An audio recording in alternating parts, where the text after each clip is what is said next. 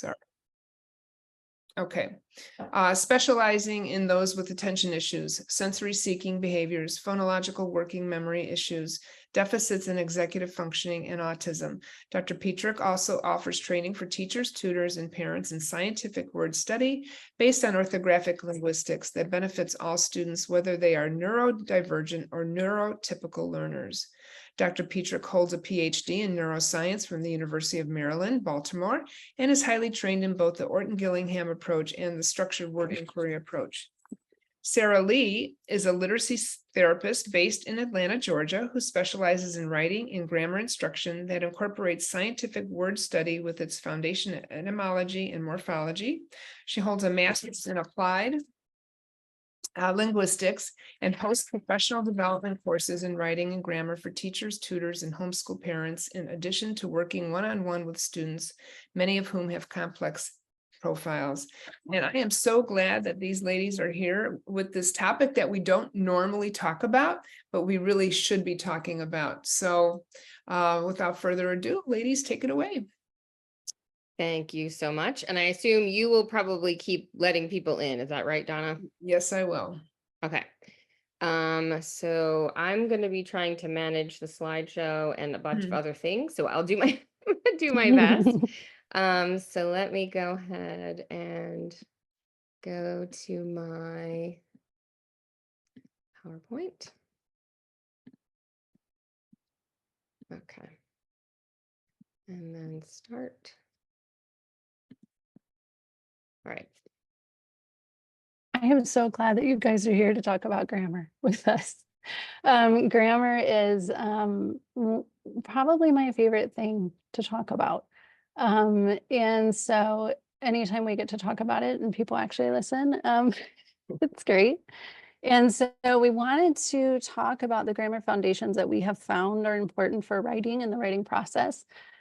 I've been seeing a lot of grammar worksheets with different things on them and things that people are incorporating. And I think that this will be a time that we can just share what we do to introduce grammar to our students, and hopefully that'll be helpful. Oops. So this has been a hot topic. I was in second language teaching and multi-language teaching for a long time. And we were just kind of coming out of the should we even teach grammar explicitly craze. It didn't last too long. People were like, oh, yes, we should. It turns out we really need to. And so I think that grammar is important for students. We want to talk to you a little bit about why it is. And so our first point. Okay, so there's a few different reasons. One of them is giving the concepts names, right? So naming things allows us to talk about them.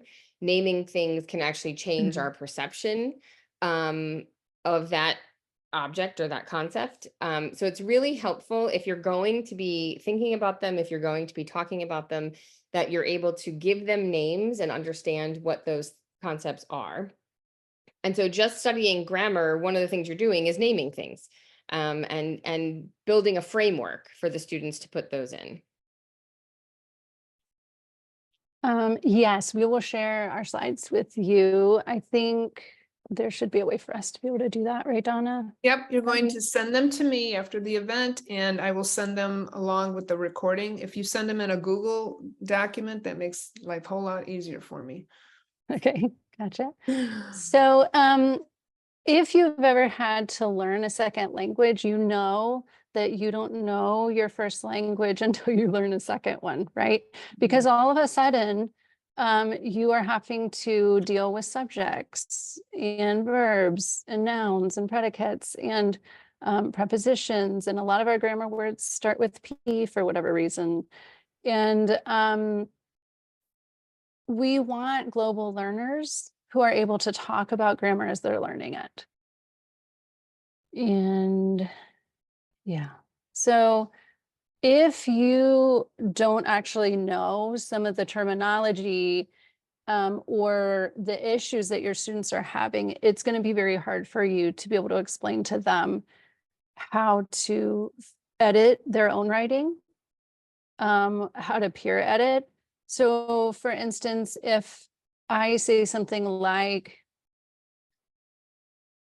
before a subject of a sentence, if something's coming before that, you can put a comma there. If you're not familiar with the subject of the sentence or what it is, or if your students aren't, then they're going to have to learn that before they can learn something about commas. So learning the foundations that we're talking about here is important so that we're not finding holes when we're moving to more complex grammar later on. And if you hear us say nothing else, please hear the word can. And it is a powerful word. Here are some examples. I think if teachers would say that C can spell, it's one of the things it can do. Then later on, when a student sees it doing something else, you already had a framework there for that kid, that it's going to do other things later on. Another example, an IC suffix can signal an adjective. Can it do something different? A subject can come at the beginning of a sentence. That doesn't mean that it does 100% of the time. And adding the can, I think for me, it was game changing, because there are some times where you learn something and then later you might even learn something that's contradictory, and then you have to kind of unlearn what you learned. Yeah. So saying can is so helpful, because then you just keep adding things as you learn them. So we're going to kind of talk about terms before we jump into the rest of the talk. And so we just want to go through a few things that might show up while we're talking about grammar and forms and function. So one is base. So in the community of morphological scientific word study, we use the term base as the element that contains meaning, and prefixes and suffixes can attach to it. That's kind of how we use the term base. A prefix is the morphological element that is fixed to the beginning of a prefix or another base. And a suffix is the morphological element that is fixed onto the end of a base, onto another suffix, or onto a connecting vowel. So understanding like the fundamental building blocks of words and the morphological structure of words, we just need to kind of know that when we talk about base, what we're talking about and what we're adding to the base. So when we talk about tree diagrams, this is different than what you did in 7th grade. Okay, I don't know how many of you had to diagram in 7th grade, but I remember even my teacher, and I remember the room and what it looked like. And I actually really enjoyed it. And I was one of the few that enjoyed it. But actually, when I got to college and then also my master's degree, and I was doing tree diagrams, you did and you hated it. Yeah, I understand. These make sense. And this is usually what is used by linguists to explain words and to give a visual representation of words, phrases, grammatical phrases, and also sentences. You can use a tree diagram for complex sentences and compound sentences as well. And one thing, just to throw in, one thing I love about the tree diagrams, because I went to Catholic school for elementary school, we did a lot of sentence diagramming, but that was the whole this, and then the diagonal comes off, and then here, and then there's another diagonal, and you lose the structure of the sentence. And the first time I saw tree diagrams from linguistics, I was like, that's so great. The sentence or the phrase stays together. You can actually still see the body and the framework of the sentence. So it's really, I find it so much more helpful. So when I use the word form, you also might use the word part of speech, but it's the category a word is assigned to based on how it's functioning in the sentence. And what I mean by that is if you've ever had a kid say, hey, is this a noun or a verb? Well, you don't know if it is oftentimes until it's in a sentence. So the main word forms, the lexical word forms that we're going to be looking at are noun, verb, adjective, and adverb today. And then function. So this is the role that the word is playing or performing in a clause, in a sentence, even in a phrase, and we'll make that clear even with the tree diagrams. That'll help us. And one other thing to add here, I think, is much like you don't know what a letter is going to do until it's in a word. You don't know what a word's going to do until it's in a phrase or in a sentence. And I've always heard different examples. I like the example of swimming. I know lots of times if you say to someone, what kind of word is swimming? If you say, what part of speech, most people would say it's a verb. But if you say swimming is my favorite sport, now it's not a verb anymore. So that, I think, is a really good example of how you can have a word form that can be a certain form, is a verb form, but what is it doing in the sentence? How is it functioning? So one thing that we did was we wanted to take you guys from word study. So these are words that were chosen. We did grade 2, grade 5, grade 8, and grade 12. And we chose these from Great Schools, does a list of what most of the schools use in terms of vocabulary lists that teachers give their kiddos. And so in each grade, and we just chose one from each. And so from grade 2, we chose process. And I like to use pictures. It gives kids a lot of times a visual anchor.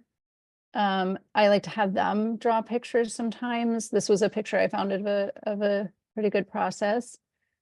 And so if someone just said, what word form is this? What might you say?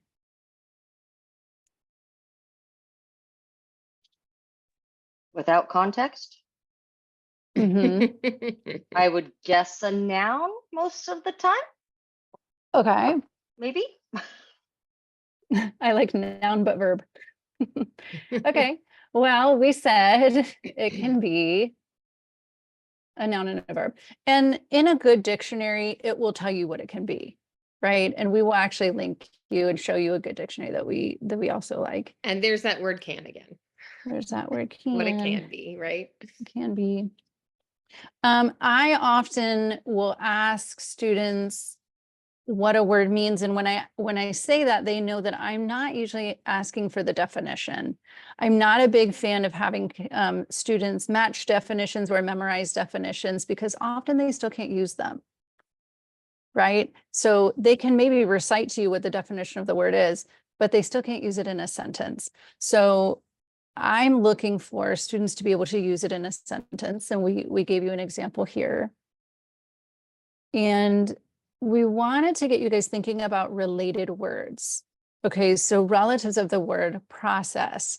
So if you just want to think about it, you can put some in the chat if you'd like. B8 on the photo. Okay, procedure. Ooh, look at this. That's neat when they all come in. Yeah, and just FYI, because I'm doing the slideshow, I can't see the chat. So Oh, well, there's I'm a lot of words in glad- the chat. I can see the chat number flying up. So I can see people are responding, but just so you know, Sarah, I can't see the chat. Gotcha. So, yeah, we're getting also success. Okay, proceed. So we actually, and if you know that the base of this word is CESS, and you know that the prefix is PRO, anything that has a CESS that you have looked up and that you know is, and you can tell is related through your study, you could have said. So success, I saw another one. Oh, reprocess. Okay, yeah, I like that. So cessation, nice. So we wrote down the ones that have the same prefix, because we're going to also show you how we deal with meaning with students in grammar. So that PRO has already changed the meaning, right? And it's already made a meaning of process. So we went ahead with this meaning. Does it make sense what I'm saying when I say the meaning of PRO, CESS? Okay. Ooh, And just so excess. people know, I think for, for prefixes, they can alter meanings. There's lots of, they can, right? They can alter Mhm. meanings. There are other functions, but the cool thing about suffixes is what they can do. They don't necessarily change the meaning of the word. We're going to kind of go through in a little bit what we can talk about in terms of grammar. And so that's why we've kept them using process and what can we come up with if we change the suffix. So a lot of those other words are related in different ways. But we're going to keep going with each of these words kind of running through some relatives that are made from adding suffixes or changing suffixes. So an example for grade 5 is the word vertical. Again, nice picture. We use pictures a lot with the students to help them anchor things. So the word form, it's an adjective. If I were to ask a student for them to use it, they might give me, depending on what they were learning in school, how it was related to what they were learning, you might get a math kind of use. You might get geography kind of use, like the lines of longitude are vertical. If you were going to come up with some related words, so the base is going to be the same, we might change some suffixes.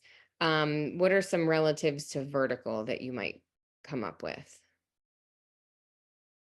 So somebody put vertices, somebody put vertigo. Ooh, vertex, vertigo, that's a good one. Vertically. Another vertex. Vertices, yeah. Convert. Yeah, Invert. it's interesting. Vertices, that's like matrices. I'm wondering eventually what's going to happen to those plurals, because I feel like I'm starting to hear plurals that are matrices and vertexes, right? They're getting kind of Englishized. It'd be interesting to see what happens over time.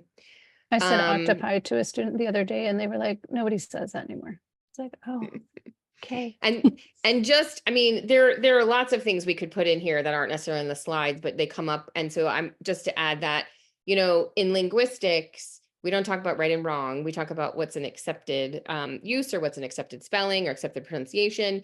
And those changes tend to happen across generations, not so much within generations. So within your own generation, you might add some new words, but we don't often change the way we use words. We don't pick up new words as well. I know I've talked about the word yeet.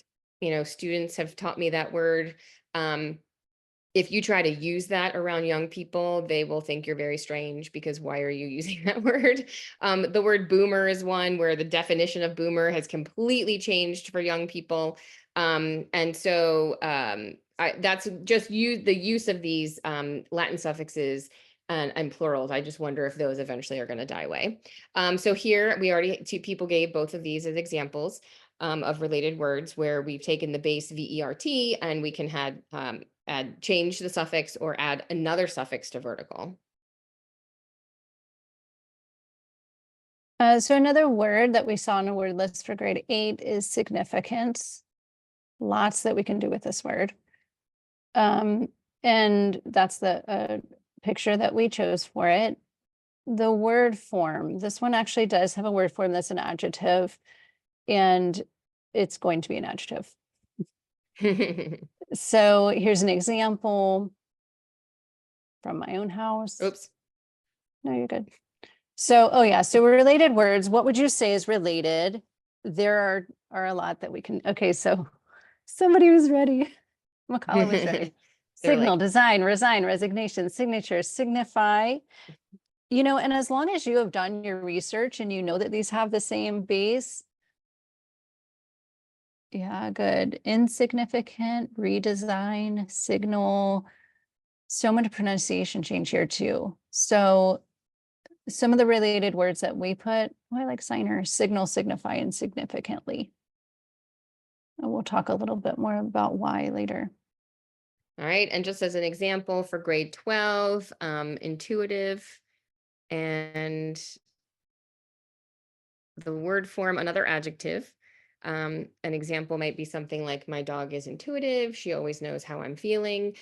And we'll talk more as we get to the next few slides, and especially how to use them with the students. But just thinking about what you can do with vocabulary with these kinds of words, and having students use them in sentences that are meaningful to them and things they can relate to really help with encoding. And there's this whole, if you use a word so many times, it's yours, that kind of thing. And so both in speaking and in writing, it's really helpful to use new words. And if you can situate them in a family, it also really helps with encoding, making connections to words they may not already know. So they may know another relative of this word, and if this is a new word for them, anchoring it to something they already know is super helpful. Are people throwing words in for intuitive? Not yet. Oh, okay. They were ready. They just had to press enter. Okay. Oh, all right. So intuition, but then instinct and innate. Tutelage. Intuition, intuitively. So for again, for these Tutor. purposes, we're going to keep the prefix the same, right? And so we may swap or add suffixes to come up with the related words we're going to talk about. So we kept intuit, and then we added different suffixes to kind of change how we might use that word. So what are we going to do with all of these relatives? So a word form chart, the first time that I was introduced to this was in a grad school class, and it stuck with me. And I've used it ever since. It's an amazing tool. I want to say that this is what a word form chart can look like. Okay. Linguists use them different ways, teachers use them different ways. I myself sometimes only do noun and verb. Sometimes I do only noun and adjective. Sometimes I only look at verb and adverb. Some people have flipped the order, so it's noun, adjective, verb, adverb, so that you can show what modifies what. The colors are from a grammar curriculum that I have found to be pretty helpful. And so I like to color code word forms with students.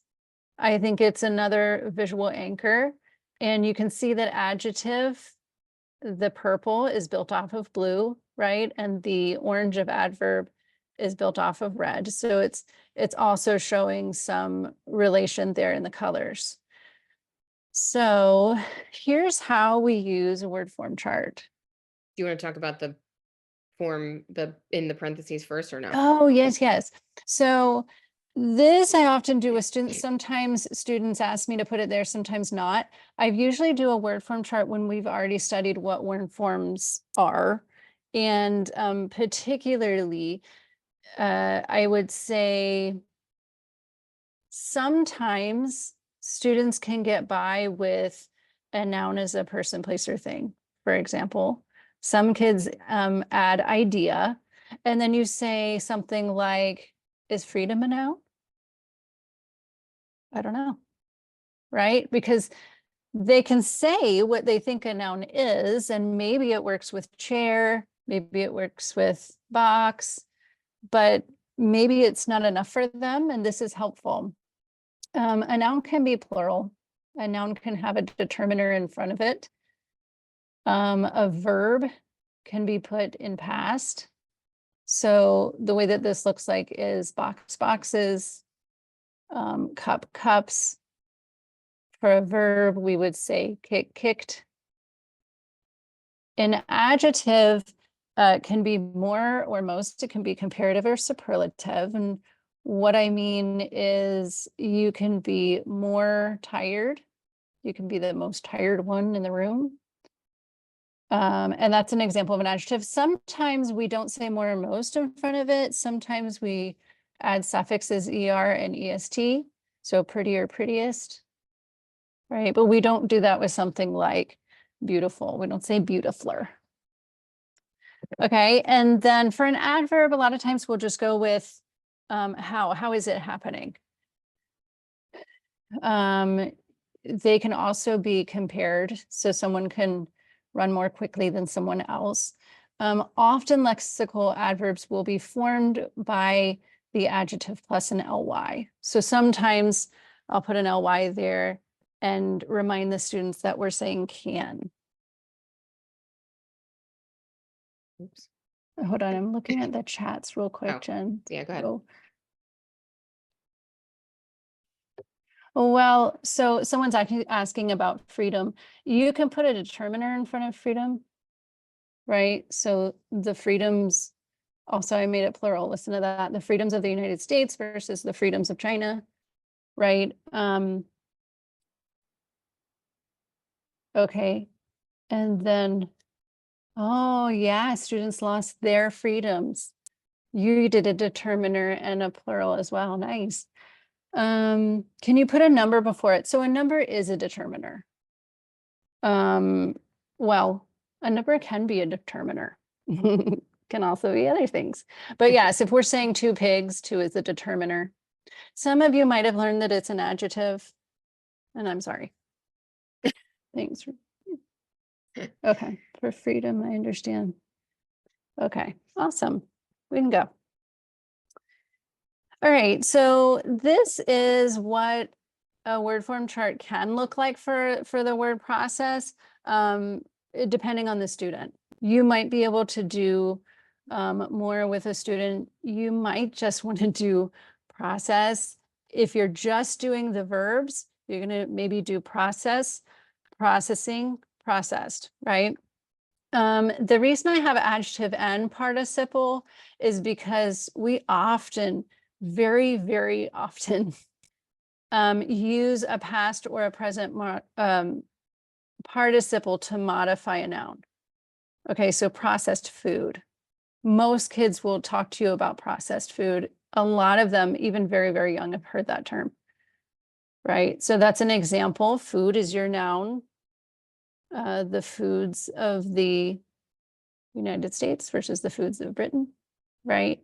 And so this is an example, processed modifying the noun.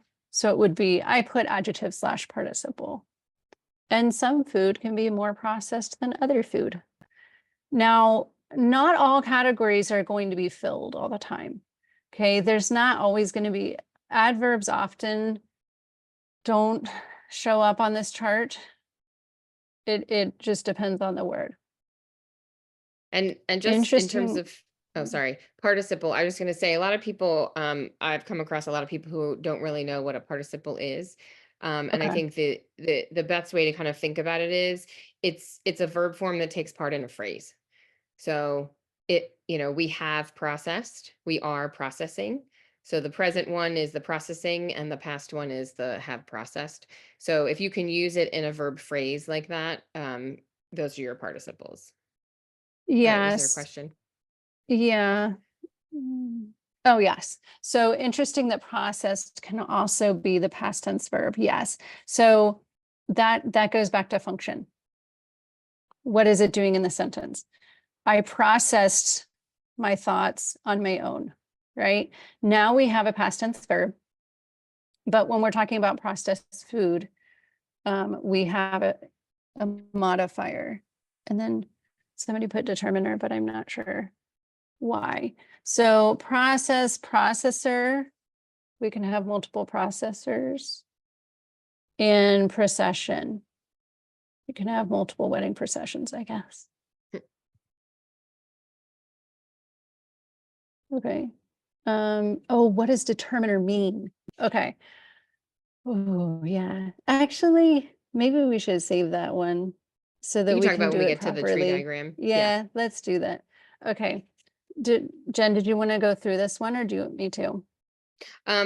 Sure. I mean, basically the idea, because I don't think we said it, but the base is, which again is that morphological element that has the meaning, that's the base of the word, right? It's what we're building on.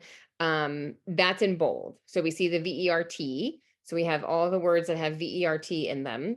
And so we have the noun vertex. And like we said, that could be vertices, it could be vertexes, it kind of depends. And so that can be plural. We have multiple verbs that can be made by changing the prefix. And then we could have our participles that go with that, or the past with the ed and the ing. We can make an adjective by adding an IC and an AL, and that one does get an adverb. So we can add an LY, and now we can explain how something is oriented. It's oriented vertically. And I think Sarah said, typically in a word form chart, you're going to have a content or lexical adverb. It's going to answer how, and it's going to have an LY. There are other kinds of adverbs typically they don't have the ly, they don't answer that same question, and they are not going to have other forms, right? It's not going to be where you have a base and you're building these other forms and you stick an ly and you have an adverb. So that's why you don't have to worry about a question besides how in these word form charts, because that's not what you're going to run into. Okay. Oh, and then with vert, we know that vert is not usually a Okay. base, a free base, I should By say, itself. by itself without a prefix, which is why on verb, you saw that we added prefixes to it to show that it could be a verb. And on a word for chart, I would put these all on their own sort of line, right? Because you might say divert, noun, diversion, right? The participle would be diverted, the diverted plane, right? And so I was saying that, and my student said, but I have a vert ramp. And I had no idea that they were clipping it now in skateboarding. So now vert is a word. It's a clip, and from vertical. But that's an example of language change. So now I could actually put it on the chart under adjective as just vert, right? Okay, so significance, things can have multiple significances. The verb here, signify, those of you that are looking for the base, you're going to find that we put sign as the base that we're concentrating on right now. There is another base in this word, in each of these words, but we're concentrating on the sign right now. There is an adjective and there is an adverb, and the adverb you can see is the adjective plus ly, which is oftentimes why I put the adjective and adverb next to each other. I think that's helpful. And I'm going to talk a little bit more about some of this when we get to what to do with, once you go through the word form chart, what can you do with what you're learning? But a lot of it has to do with seeing patterns. And I'll talk more about that in a minute. But I think one thing about doing this that is nice to see is you might find patterns that you didn't even know about. And so, for example, you know, why, or not why, but you might notice a lot of these ANCE words have an ANT form that's an adjective, right? You might find ENCE words have ENT. So it's really helpful when you do this on a regular basis to start seeing patterns and start noticing relationships between words in the same family. And so for intuition, the base being a TUIT, that's what we're sticking with because we're starting with our intuit. And so we have intuition is the noun, intuit is the verb. If we add an IVE, we get intuitive. If we add the ly to intuitive, we get the adverb. Okay, so using word form charts with students. So what kinds of things we can do and what that's going to help the student with, how we can use them, you know, what can we do with them? Okay, so collocations, there's a lot of stuff we could say. I did want to show you something in a dictionary, an online dictionary that we use. And I think Sara loves talking about collocations, so she may want to add some things too.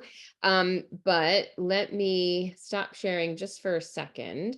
So collocations are words that are used together with other words. So let me find my Longman. Where is it? I think I already have it open. Yeah, there it is. Is that it? No, that's us. I knew this was going to be difficult on my little tiny laptop. All right, I found it. All right, so let me share screen again. Okay, so the Longman Dictionary, and I have to move this because all my Zoom stuff is in the way. So if you look at significant, so this has a lot of nice features. So one is it gives you British pronunciation and American pronunciation. It doesn't give you Australian pronunciation, but we have British and American. It tells you the different word forms you can have and how they can be used. And so here, this one is an adjective, and it gives you examples. It has a corpus that it can draw from. So this is examples of writing that are out there in the world, and it can give you a lot of different sentences. So a lot of times I may look up something to see if I can find some sentences that are a good example that we can use with a student if it's especially if it's a new vocabulary word. But here you can see there's phrases, right? So highly significant, statistically significant. So you can see lots of different uses, lots of examples from the corpus. Then you have something like intuitive. Not a whole lot there, gives you an adjective, tells you what it is, you have the pronunciation, but it does have examples from the corpus. Vertical, I think vertical had a lot of examples. Then it has the, if it's a noun, if it's an adjective. I thought this was interesting too. It has a business dictionary. So there's other ones that maybe you didn't know about. And process was amazing when I looked up process. So it not only has the different word forms. So here's the noun. It had all of these in here, different meanings, and you can click on each one of them. And it's a whole separate entry for those. Here it has a whole section of collocations. So different meanings and the form that it's in examples. And then down here, more examples from the corpus for each of those. And so if you want to know, if you want to specifically talk about mental processes or slow processes or something like that. So, and I think it just keeps going, right? Yeah, because there's the verb, there's more examples. There's the business dictionary. So that is really helpful. Even if a student wants to look it up on their own, it's nice because it has the pronunciation if it's a word they don't know. So I really like using that dictionary. And then let's see if I can get back to the presentation. Okay. And then play from current slide. Okay. Did you want to add anything about collocations, Sarah? Yes. So there is an entire linguistics called corpus linguistics that looks at this. If you ever want to geek out, just let me know. It's fun, but also I would say that it's invaluable if you've ever had a student write a sentence and you're like, we just don't say it that way. I don't really know what's wrong, but we don't really say it that way. If you look it up on the Longman, you'll see how we might use a word, what prepositions go with it and what prepositions don't, right? And so I have found it valuable for that. And there are different corpi, I think is the plural that we're going with right now, but corpuses, there are several different ones. I do like the Longman dictionary a lot because it's just right there. And sometimes it'll go into the etymology pretty well as well. And I'm thinking it might even be, when I've run into words with students that they're not familiar with, especially they're having trouble reading it, maybe it's something that they're not, that's not in their oral vocabulary. And so we're looking at it as a new vocabulary word. Sometimes I might be able to pull up, oh yeah, we usually only use this phrase. But if that's not something that pops in your head, and sometimes it's a very limited use for that word, that's nice because you can go there and find that out. Because you'll see very quickly, if it doesn't have a box of collocations, you'll still see in the examples, oh, hey, look, it's always in this phrase. It's always preceded with this certain thing or something like that. So it's nice to have that to go to. In a word form chart, you will definitely be able to see some things with stress in terms of word stress. So one quick thing about stress, a lot of times in English, we put vocal energy at the ends of verbs. So one example of that would be voicing. So use versus use, right? So in use, it's a verb, the voicing is at the end. But we also do that with stress. So a lot of times you'll have stress at the end for a verb. So in like this word, so this is one thing that's also really interesting. You give someone a word and you say, what is that word? Well, we don't actually know what that word is because it's not in a sentence, right? We know what that word can be. That could be the word present. That could be the word present. And if you notice, in present, the stress is in the front, but in present, the stress is on the end. Something like project or project, right? And there are so many of these words. I don't know, Sarah, if there's a name for these, but there's so many of these words that have different pronunciations. And it's just the change in the stress pattern, and it's whether or not it's going to be a certain word form. So project versus project, right? So project versus project, where the noun, where the verb has the stress at the end. So in your word form chart, you can kind of see that if you look at the different, patterns of a pronunciation where the stress is in your words. And so it can be also by syllable. So like in our word intuit, it's on the syllable in the middle, intuit, also intuitive. But then we get to intuition. Now the stress pattern has changed.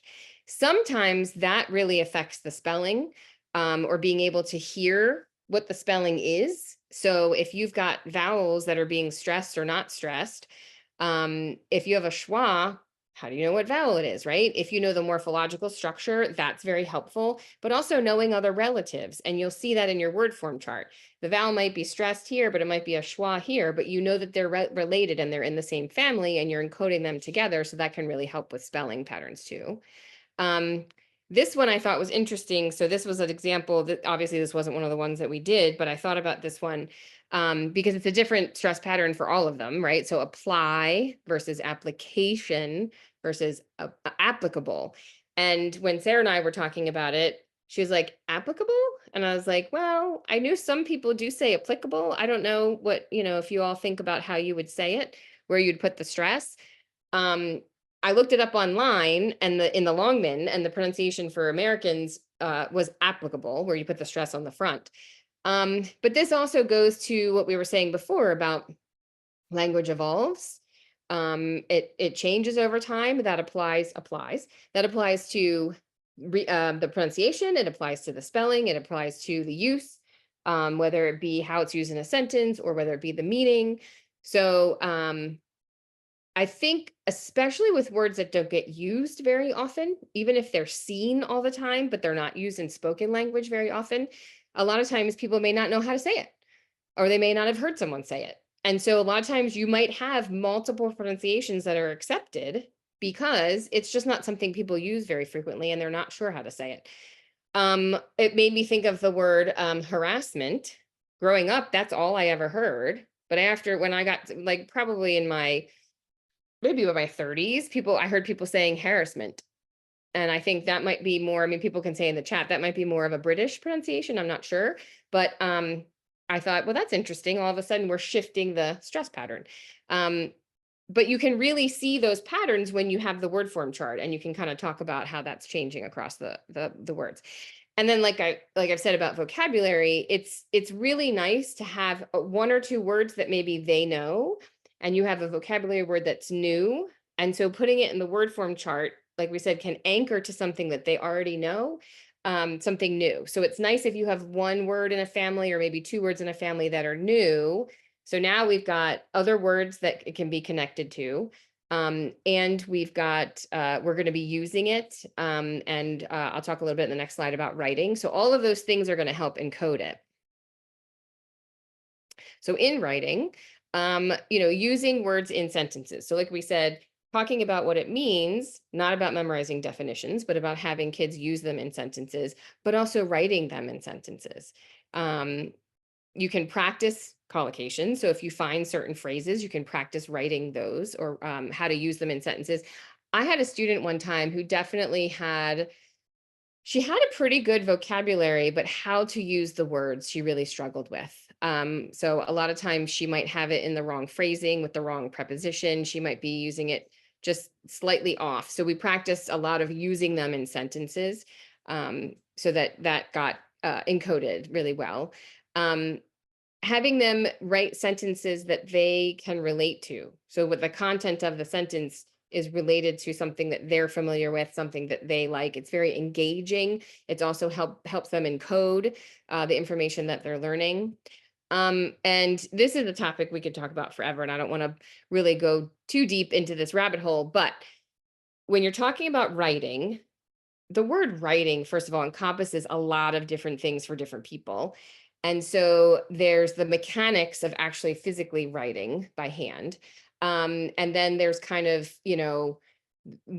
knowing what you want to say, knowing how to say it, spelling, like there's all these pieces. But when you're writing in sentences, you can practice a lot of different things, but writing by hand when possible is really important, especially for younger students.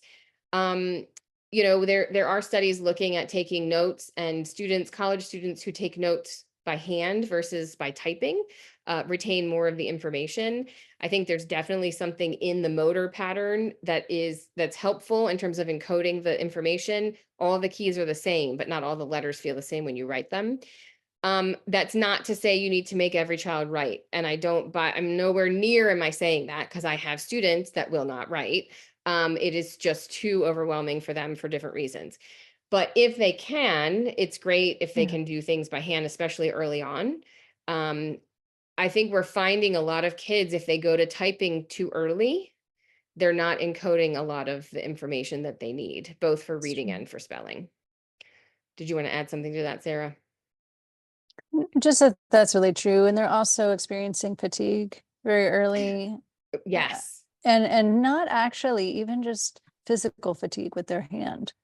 A lot are actually, because of the executive functioning skills involved in writing. Gosh, there's so much involved in writing. They're not getting used to carrying the load little by little. And so they get into high school and the load is dumped on them and they're getting overwhelmed. So I think starting early with even just showing yourself writing out your shopping list. It's funny to think how much we've digitized now, but showing yourself writing at home is really important too. Writing little notes. I'll write little questions to my kids and they'll write back even now. So I think that's something that's gotten kind of lost. Yeah, just opportunities to write.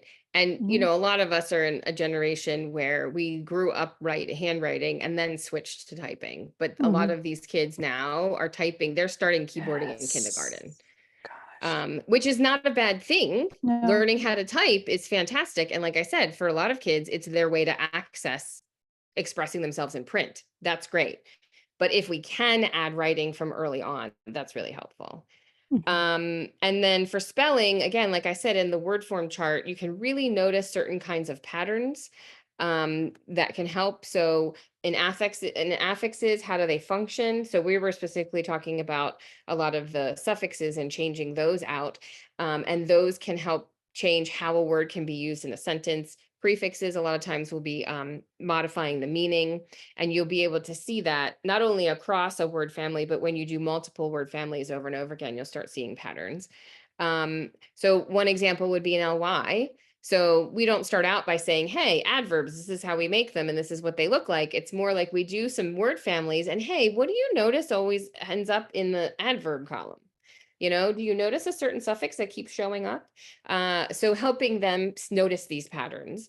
Something like the ED, which Sarah kind of touched on, the ED is part of the verb form, but those can function in the sentence a different way. They can be adjectives, right? So noticing, hey, that ED, usually we think of that as a past tense marker with our verbs, but look, we can use this as an adjective and it's showing up in our adjective column. And it's a really good way to talk about form versus function.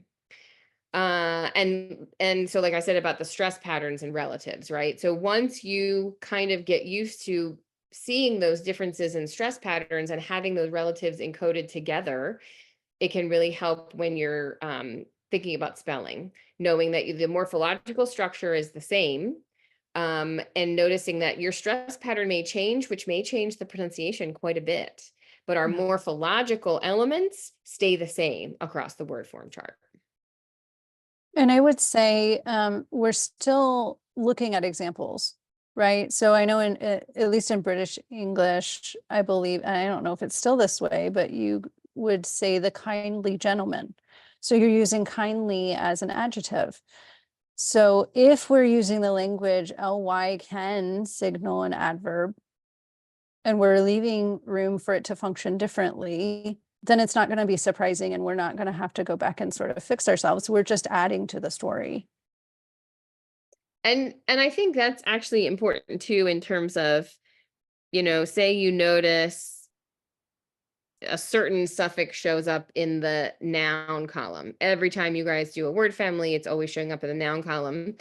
And so you might think, oh, I guess that's a noun suffix. but leaving room, because you may come across another form and be like, oh, wait a minute, it's not just for nouns, it's for, so not saying things like always and never. I'm really careful about saying that, because you just don't, I mean, I find myself doing that with math too. Leaving yourself open for discovering new things is really, really helpful. So tree diagrams, as promised, we're gonna diagram a little bit. So I wanted to start with the word and then kind of go out from there to the bigger clauses. We can do sentences, we do phrases, but I wanted to start with words. Some linguists use this to give a visual representation of how we can build words. Okay, so our first example is a noun, but it's built from a verb, such as process, and then a suffix, which is an OR. This is an agent suffix. Oftentimes we make noun agent nouns, meaning a person who does a thing, like teacher, teaches the verb. We're adding an ER suffix onto that one. Okay, so this is just one way that we can represent different words and the morphology of them. Another example, we start with an adverb, and we've kind of gone over this, right? An adjective plus the suffix ly. That's not all adverbs, but often we see an ly on lexical adverbs. So an adjective can be formed from a verb like intuit plus a suffix, in this case an IVE. I've had some students really enjoy this. There's also word sums. This, I think, a lot of times with meaning, see that I already have the prefix on their process. You could pull that prefix off as well, right? So it could just as easily be prefix, but I'm showing the grammatical structure here too. So that's why I'm doing it this way. Okay, so phrases. So an example would be a noun phrase. And giving students a representation of what can be in a noun phrase. Yeah, you can do it. Yeah. So an example, we were talking in the chat about determiners. I really like determiners. They're not adjectives, and I don't want to die on that hill, but I do want to stay on it for a while. I think determiners are their own word category, and they tell us which noun, whose noun, or how many nouns we're talking about. Okay, how do I know they're not an adjective? Because they can't be more than most, right? I can't be the than you. You can't have two pigs than I have, right? So that's an example of why they're their own word category. This is an example of how we can diagram a noun phrase.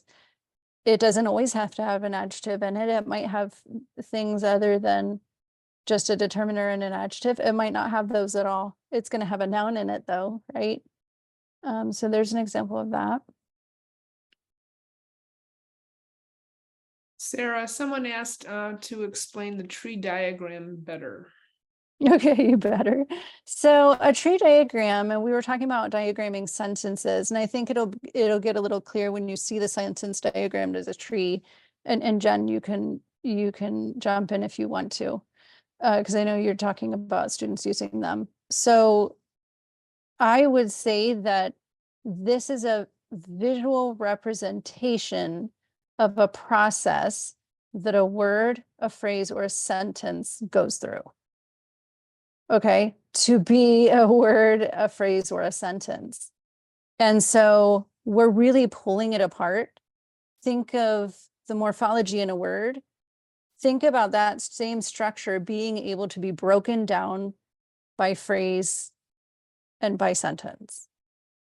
And Jen, would you add anything?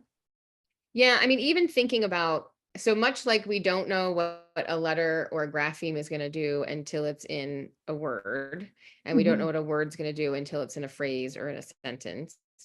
I think it's helpful to think about, words are built from morphemes, and phrases are built from words, right? And sentences are built from phrases. And then you could get, I mean, paragraphs are built from sentences, right? So understanding the elements and how we put them together, and they're put together in certain ways and not in other ways, is really helpful. So how to build, so, you know, we often go through the word sentence and what does the word sentence mean and where does it come from?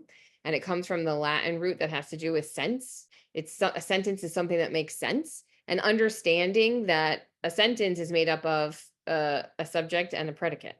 And understanding how those things are built is helpful as you build up from there. So if you understand what is a noun phrase has to have a noun in it, but it can have other things in it. And what can those other things be? So this was one example. If you put together the vertical ramp, now you have a noun phrase. That could be a sentence. I mean, that could be your subject of your sentence, right? The vertical ramp was very long, something like that. But understanding how they're built and how they go together is really important. Understanding the pieces and how to put the pieces together. So Okay, for and predicate so- phrase, oh, Mhm. go ahead. No, you're fine. You can explain this one if you want. Okay. So predicate phrase, sometimes called a verb phrase, you're going to have a verb. You may have other things in it. In this case, we have the verb process, which is one of the words we were looking at.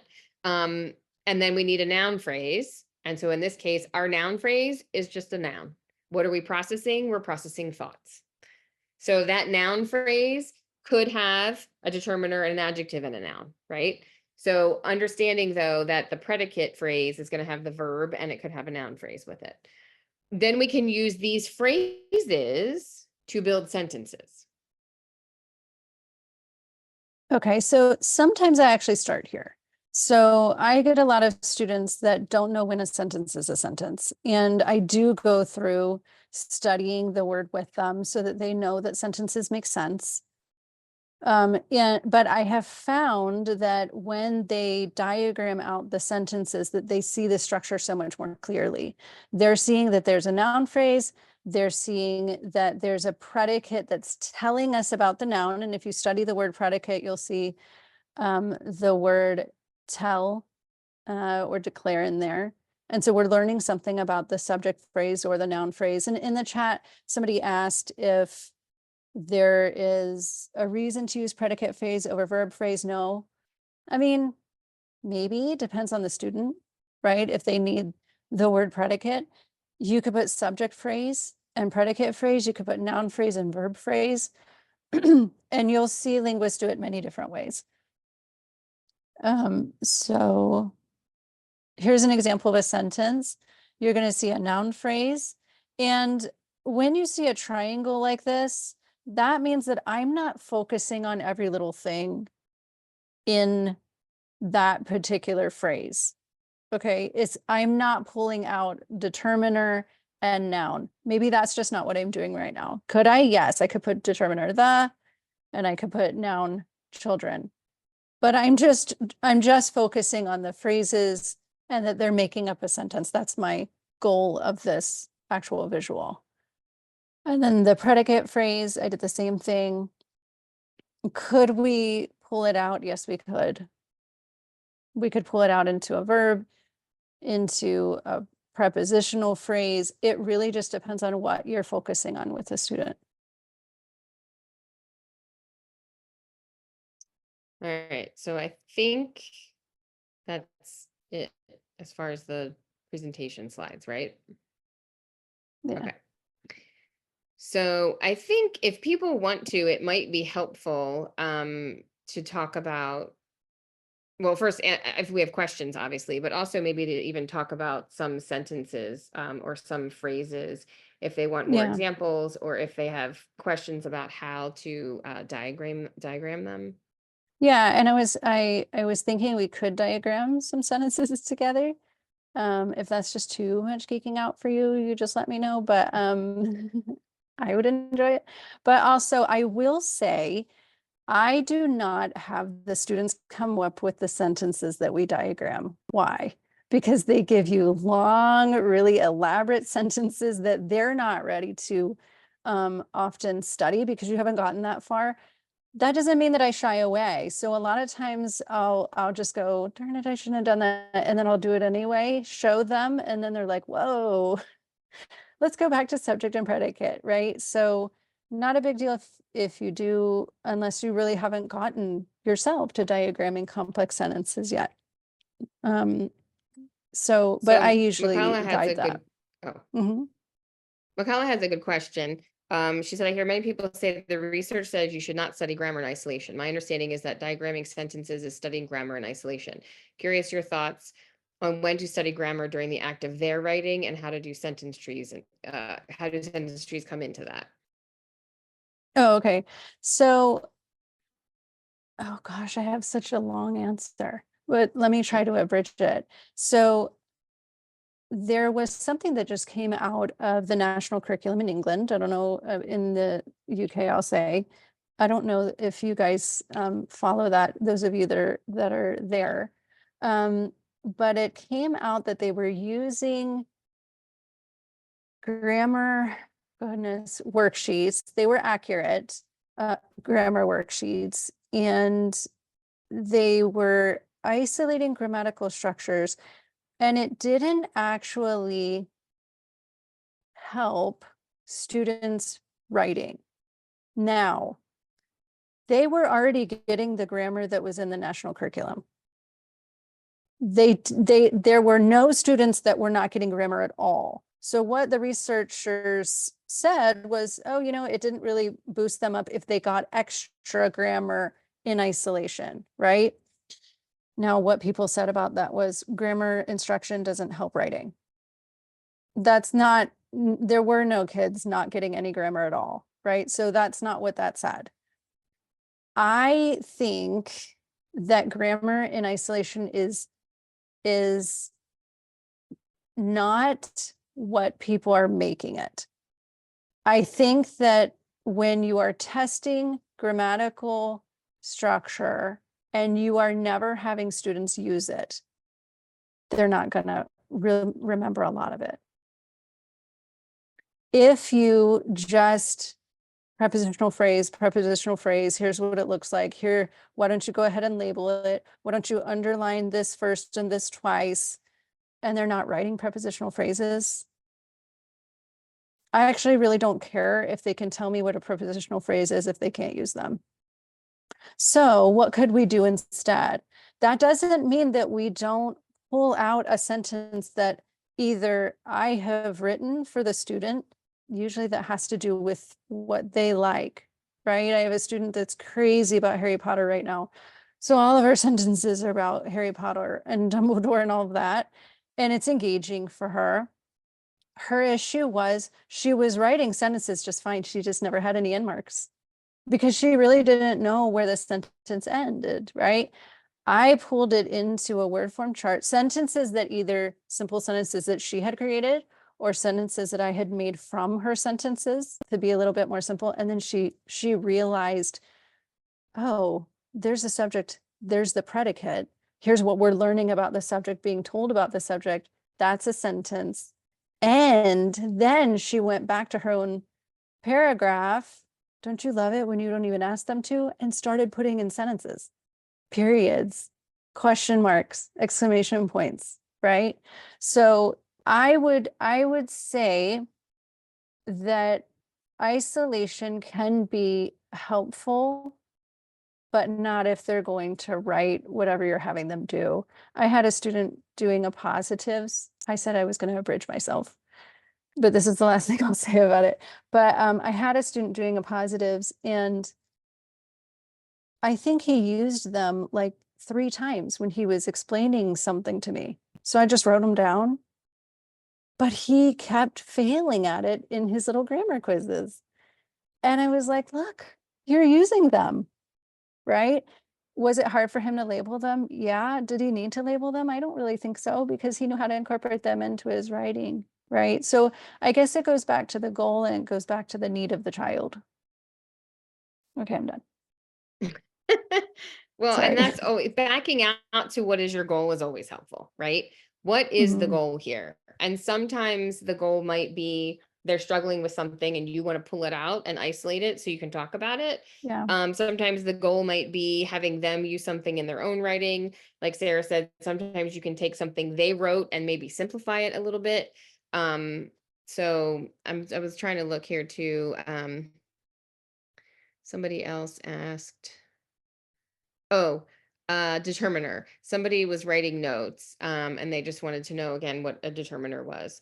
So, I mean, I think I like thinking about the names of the grammatical terms themselves, right? A determiner determines which nouns you're talking about. And so I think the way you said it, Sarah, was perfect. It was whose, something, whose, or how many. What was the first question? Which noun? So Which, an whose, or how example, many? yeah, an example, somebody mentioned articles. So an example would be hand me an apple. Now you don't have to ask how many, right? Because we know N is one. But if your spouse or kid says to you, please put this in the refrigerator, the gives the idea that you and I both know which one we're talking about. So that's what I mean by which noun, or how many nouns, or whose noun. So Derek's ball, Derek's is actually a determiner. It's telling you whose noun. Oh, thank you. Thanks for listening. There was one up here that I think we needed to address, and now I can't find. Did you What want do you to think? do? Uh, Okay. What are the core elements of grammar that we can integrate for an interventionist? So when you ask this, are you talking about, oh, in school, you want to support your, I know. So when we have a student that brings ELA work, it can be a little bit challenging if the worksheet is inaccurate, which I keep finding, guys. I keep finding grammar worksheets. My son came home with one. I wrote a whole blog about it, okay, because it was such a moment for me. But he came home with a worksheet that said, "Mom, I'm supposed to label all of the prepositional phrases, and I can't find one in number 4." And the teacher said we had to find it, we had to underline it, and that each number had one. And I said, well, that is incorrect. There is not one in 4. Fabulous. I'm so glad you knew that. And he was like, no, but she really said she went through and there's one in each. And it was an infinitive, guys. She saw the word to, assumed it was a preposition. And so I wrote a note in the margin. He's not doing number 4. Here's why, he was embarrassed and all, but I know that supporting kids in ELA can be a challenge. I would say starting with sentences. I am still getting high schoolers that really don't know what a sentence is. They really don't. And so often I think not even actually, you don't even have to diagram them. Writing sentences back and forth with your student can be really helpful. And then just saying, what is the sentence about? Okay, well, that's your subject. What are you saying about this subject? Okay, well, that's your predicate. All right, now we have a sentence and it makes sense, right? I would say that is probably one of the more helpful ones. Do worksheets. Okay, but Jen, did you want to do something different before we go on to more questions? I was just gonna say, did we want to actually do a couple sentences, but people still keep having questions, so I'm fine to keep answering the questions. And I think also you said something about, oh, I just lost it. It was something about when you said interventionist, but go ahead, look at the worksheet. I mean, I have thoughts about the worksheet, but I'm curious to see what you have to say about it too. Do worksheets make learning stick anyway? I have found that they do not transfer to actual reading and writing. So just as there are students that are going to learn how to spell no matter how they're taught to spell, and there are students that are going to learn math no matter how they're taught math, I think there are students that are going to find grammatical patterns and have an understanding of grammatical structures without your help. And then there are going to be some that don't. Do they make learning stick? I don't want to say no. Because it really depends on the worksheet. And I'm not anti-worksheet. But I have not experienced a child taking a worksheet, let's say on, what is the favorite one is simple subject and simple noun. I want you to underline that, the subject once and the verb twice. Okay, that's something that I see a lot of. And they never transfer that to their own writing, because what transfer is there really? But also, I'm not sure why we are obsessed with simple subject and simple predicate. I'm not sure why, because then oftentimes they don't know what is part of the subject phrase and they don't know what's part of the predicate phrase. Is that kind of clear what I'm saying? So I don't want to say no. I will just say I haven't experienced a lot of grammar worksheets being overly helpful. And it made me think about what I was thinking about before, which is, the Facebook group is what I should have learned in college, right? And I think there's a lot about grammar that a lot of people did not learn in their training. And so if you are supposed to teach it and you are not even comfortable with some of it, probably the easiest thing to do is take worksheets, right? I think this is one of those places where if we could give teachers an better understanding of grammar, they can figure out how to get that to their students. And so we have, we've given you some tools and some strategies, but I think just understanding that grammar is not scary and it is helpful, and understanding it is really helpful when you have a good understanding to then be able to teach your students. I was just talking to somebody yesterday about conceptually understanding things is different from knowing facts, right? And so I find that a lot of us are given a lot of facts, but we may not have an understanding. And so when you have an understanding, it makes things so much easier, not only for yourself, but then to be able to teach it to somebody else. It's really hard to teach something to someone when all you have is facts that you've learned or memorized, right? So, so that's why even just a little bit of diagramming sentences with someone can be really helpful to understanding. I mean, that's what I was thinking. Maybe we could do that, but Let's do it. people, okay. So, because somebody else said I would be keen. I love the word keen. Mhm. I'm not going to incorporate it in my vocabulary because my husband would be like, "What are you saying?" But you would be keen to hear you talking through how you teach a tree diagram of a simple sentence. And in the grammar class that we offer, I interviewed my daughter and played it for the class. Do you remember that, Jen? I taught her what a sentence was, and it turned out she hadn't really learned that in school. So yeah, so I actually did that, and it was pretty interesting. So do you want to just use this? Well, I was gonna say, do we want to go to a slide from your class, or do we want to use this in some way? Oh, you know what? Let me say this just real quick. We can use this, but Okay. I also will give students these. So I call them grammar movables because we can move them around. And I often I just give them this shell, and then we'll make the sentences together. We'll diagram them together.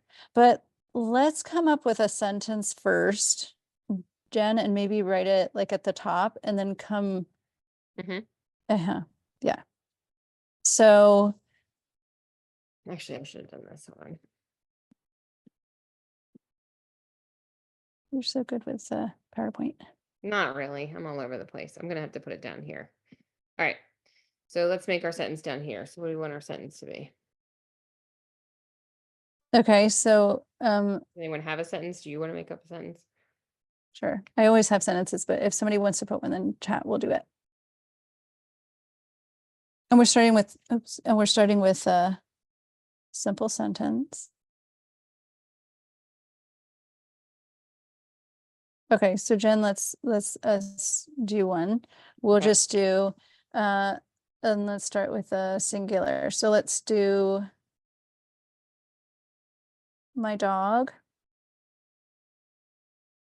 True story. Refused to go outside in the rain. Gonna do kind of a long, simple sentence. Oops. Used to be a good typist. Go outside in the rain. The cool thing Mhm. is she could just leave this here if she wanted to and just adjust her triangle. Right, Jen, like what you were saying, Oh, yeah. the diagram can be done like that. Yeah, this must be grouped. All right, so do you want me to fill it in or do you want me to move it? So usually what I'll do, it doesn't matter. Usually what I'll do is I'll say, what is this sentence about? Or who is this sentence about? Honestly, 9 times out of 10. Even the students that are challenged at this type of structure or this type of learning will usually say dog or the dog. And I might just say, oh, my dog. And then I would say, what is being said about this dog? Then we're filling in our predicate.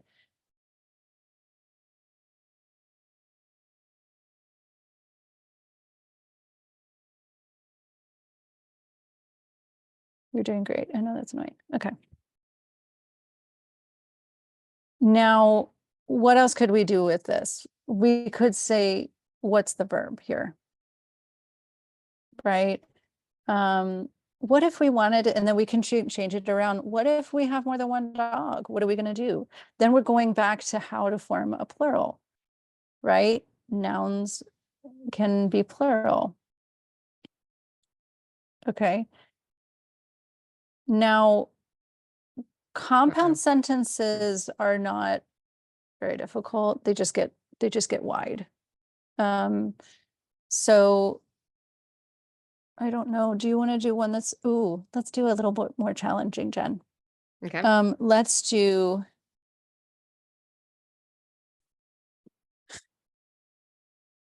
the rain in Spain stayed mainly in the plains.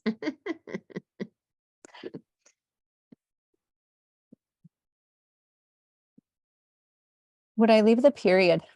It's funny because some linguists will actually, and I had a professor like this, he will actually make another little node. So it'll be noun phrase, predicate phrase, and then he'll make it punctuation have its own little arrow. It's up to you. Yeah, I mean, here we Okay. have the capital and we have the end mark, so. Yeah. Okay. Any hypotheses? So do we want to ask people what they think the Yeah. sentence is about? So what do we think the subject is? What's this sentence about?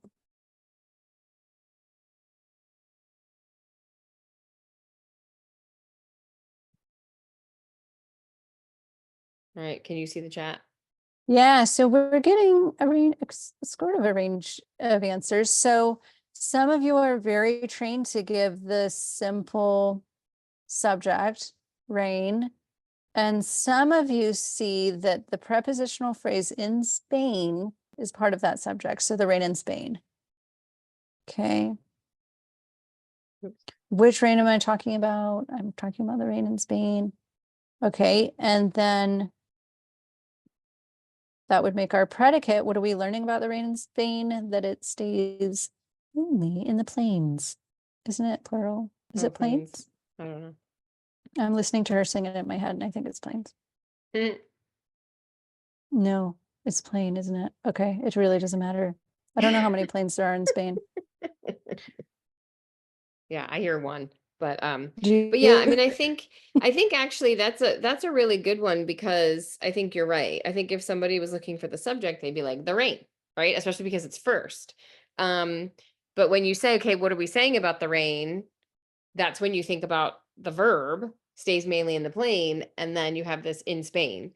Because I think that structure is a little bit, I don't know, it seems less common for some reason to have the subject, I mean, to have the noun and then the prepositional phrase after. So, Go ahead. right, because prepositional phrases can be adjectival, right? They can be modifying, or they can be adverbial.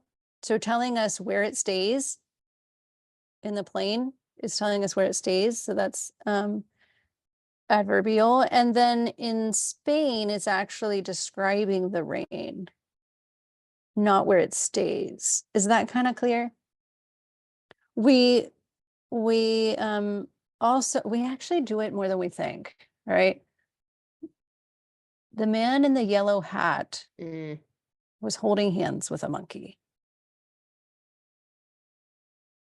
named George. Right? Okay, so that's an example.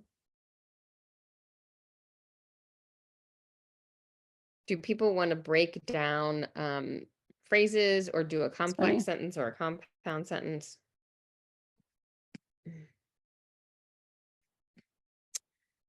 Let me see.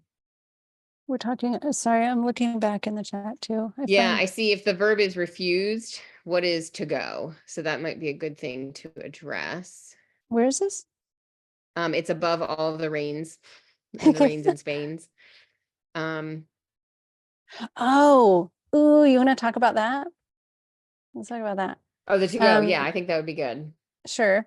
So let's give ourselves a sentence. Were you thinking of do a you want to go back to this one? Sure. Were you thinking of a certain sentence, Margaret? They're talking about this. Oh, I see. I gotcha. So my dog refused to go outside in the rain. Okay. We don't talk about infinitives a lot in English, and we don't really have infinitives as they are, for instance, in Romance languages, where the infinitive is just an ending on the verb. So we could do a whole talk just about that. So let's just understand that to go is an infinitive, but infinitives, they act a lot in sentences. They function in a lot of the ways that nouns can. Okay, so in this situation, refused what? Refused to go. That to go is actually the object of the sentence. Isn't that amazing? And we can do that with gerunds also, right? So swimming is my favorite sport. Okay. So I wish that I'd taken Latin in high school, right? But swimming is my favorite sport. Swimming is actually the subject. So a gerund can be a subject. An infinitive can be a subject too. We just don't do it a lot in English. To be or not to be, you know, we don't really do that. To swim is fun. Like we don't use the infinitive as a subject quite as often as we do a gerund. If that's too much, then maybe you can email me and we can talk. Sarah, But let's talk about it. oh gosh, yeah, some of the people I think Oh, we here should probably can do tell you. that. You'll get a Should long probably email. Put everyone. I'm just gonna put our emails in here because I did mean to put that on that last slide before at the end after the sentences, and I didn't. All right, so this is me, and then no, what am I doing? Putting your middle name at the literacyvr.com.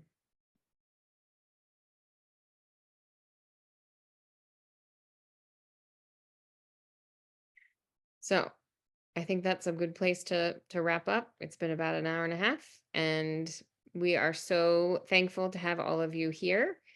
And Yes. like we said, email us if you have any other questions or things you want to know. And Jen, people were asking about classes to learn scientific word investigations or structural word inquiry. And I think someone put something, but you guys can reach out to us or go to our website if you'd like a little bit more information. Oh, yeah, and I should do that too, huh? Where did I see? What about classes for grammar, teaching this stuff? Yeah, I have a grammar class. And the information's also on our website under professional development. And I also can do consultations, like if you have challenging students that you just need to talk about, email me and we'll set up a time to talk. Mhm. Oh, and then we have the drop-in. Should I put the link in for that? If people Sure. want to do more word study? Okay. Yeah, I So- mentioned that, but Uh, yeah, maybe it's easier for you. I don't know. I can't trying to manage all these different where do I want to go to do that? I want to go there. All right, I got it. Sometimes I find that by the end of the day, there's just not a lot left in the capacity of my brain to do multiple things. Drop-ins, there it is. All right, so Okay. we have a drop-in that is on Wednesday nights. it's free. Yeah, that's free. Anybody can drop in. If you have a question, we can talk about your question. If it's, I mean, there's like a core of us that kind of meet regularly. And a lot of what we've been talking about lately is more about implementation and kind of how to help certain types of students. But if you just want to talk about words or grammar or something general, we're happy to do that too. I know Pete Bowers has one too on Monday nights. It's kind of early, so a lot of people can't make it. Ours is at 8 p.m. Eastern, so it's a little bit better. I know for some of our Australians come because it's first thing in the morning for them. So I know it's kind of hard sometimes to find a time that works for everybody, but Mhm. ooh, Marie wants to know if she can see more examples of morphological structure as a tree diagram. Oh, you mean Yeah, James, sorry. so yeah, I love chats. But anyway, so Marie, let me get that to you. Also, if you send me an email, it'll happen quicker. But the first time I saw a word sum and also a tree diagram for words was in a book. And I usually keep it close by because it's important to me, but I'm moving around things. So it's a really thick book. I don't think you need to get it, but I will try to find sort of the author and see if he has other examples of where he's done it. Okay. Are we good? Mm-hmm. Well, thank you, ladies. I realize how Thank much I don't know. you. Thank you so much for having us. It's You really are been and so great. welcome. Thank you for volunteering to do this. I really appreciate it.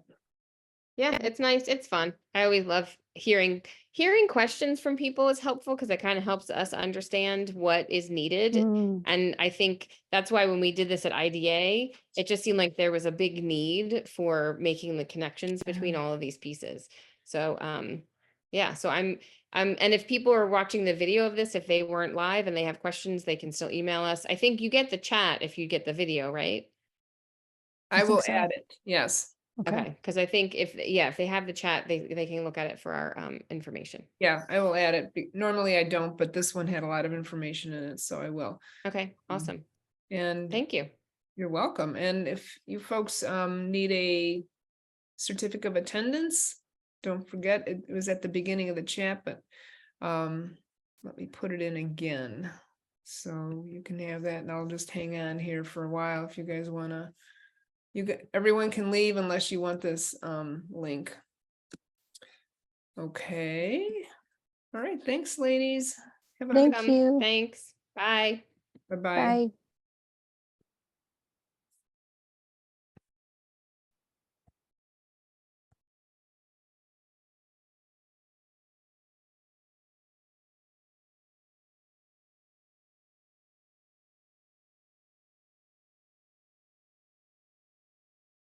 Okay. I think we're good. Good night, everyone.